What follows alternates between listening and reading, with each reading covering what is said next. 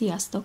Egy horgolási mintát szeretnék mutatni, ami talán már itt is látszik, hogy nagyon mutatós, és ami a lényege, hogy egy dupla vastagságú anyagot kapunk a horgolás során, és ezért nagyon alkalmas például edényfogó ruhának, vagy akár mosogató ruhának, vagy fürdőszobai mosdóruhának szivacs helyett például. Ez katániából készült, ami ugye 100%-os pamut, 35 láncszemet készítettem, és hát ahogy látszik, körülbelül igyekeztem négyzetre mintára kialakítani, és egy ilyen kis akasztó is készült rá, semmi extra, pár láncszem, és a végén körbehorgolva rövid pálcákkal, és már is fel lehet akasztani. Nagyon jó pofa dolog, nagyon szép a mintája, és nagyon egyszerű is. Angolul thermal stitchnek hívják ezt a mintát, ugye ez a hőre, a melegre utal, és mint mondtam, mindenképpen meleg, mert vastag anyagot kapunk a végén. Tetszőleges számú láncszemmel indítunk. Most csak egy ilyen pár szemre gondoltam. És az első sorunk az rövid pálcákból áll végig. Mégpedig úgy, hogy a túllévő száltól számítva a második szembe öltünk, és itt is a hátsó szálba.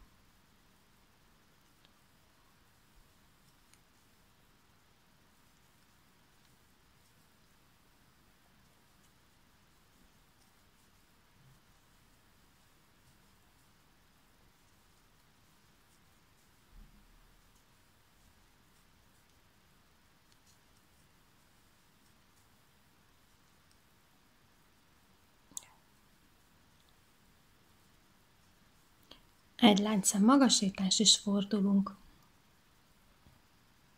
És akkor elkezdjük a mintának a tulajdonképpeni mintának a horgolását.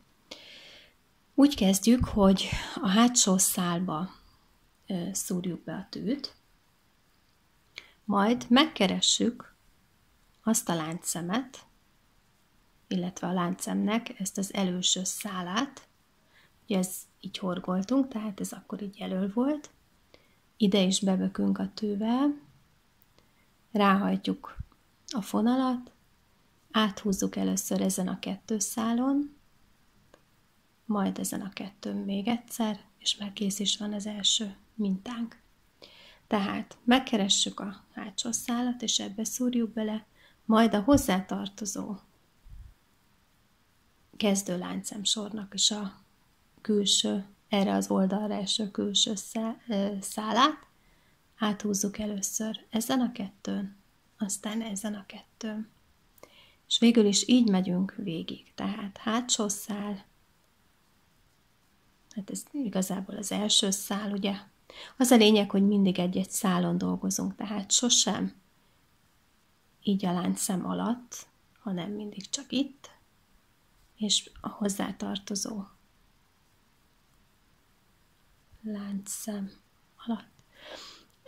Az első, hát egy-kettő sorban ez egy kicsit nehezebbnek tűnhet, de ahogy egyre nő a mintánk, úgy igazából már ez nem okoz problémát, hogy a hozzátartozó láncszemet megkeressük, láncszemet, illetve szálat megkeressük. Amire figyelni kell egy kicsit jobban, az az utolsó szem, de hát itt is meg lehet találni, úgyhogy igazából annyira nem problémás, csak egy kicsit oda kell rá figyelni, én ezt néha így elvesztettem így a munka során, és akkor újra tervezés volt.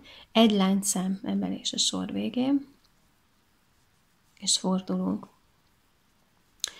És igazából ezt az egy sort folytatjuk végig a munka egész folyamatában.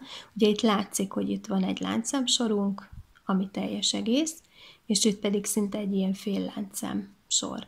Tehát végül is az történik, hogy az éppen azon a soron, amin dolgozunk, ahhoz felhúzzuk szinte az alatta lévő sornak az egyik, a láncszemének az egyik szálát. Tehát hátsó szál, ide beszúrunk,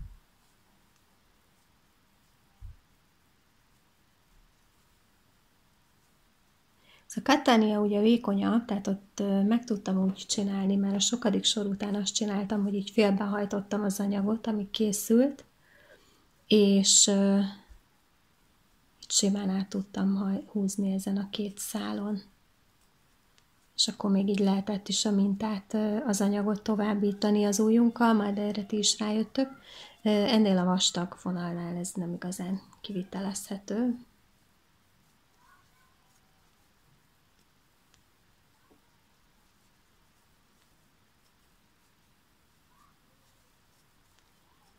És akkor itt az utolsó, ugye ez az utolsó láncszem hátsó szála, és ez pedig az alatta lévő láncszem sornak a szélső szála. És sormagasítás, és ugye itt most megint visszajött az a mintázat, hogy itt fölül látjuk a teljes láncszemsort, itt pedig csak a felét, és nekünk erre a félre van szükségünk a továbbiakban.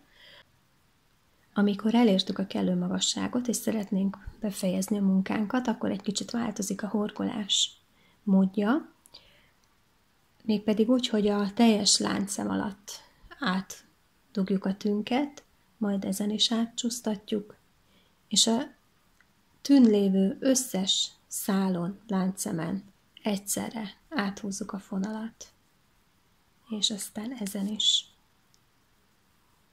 Tehát még egyszer, láncszemen, ezen, és az összesen egyszerre.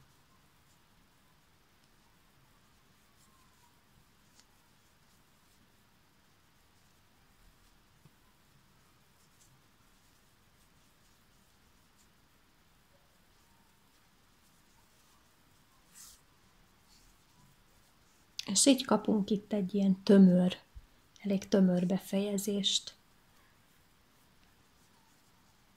Igazából mutatom is, hogy ilyen lesz végig, tehát ilyen nagyon szép lesz a széle, ugye ez volt az alja, és ez pedig a széle, és mint mondtam, nagyon egyszerűen pár láncszemet kell készíteni, és azt rövid pálcákkal körbehorgolva megkész is a fogantyú, és itt rögzíteni kell, és aztán elbújtatni a szálakat, és mindjárt kész is maga a munkadarabunk, amit, mint mondtam, nagyon sokféleképpen fel lehet használni. Próbáljátok ki, nagyon szép felületet fogtok kapni.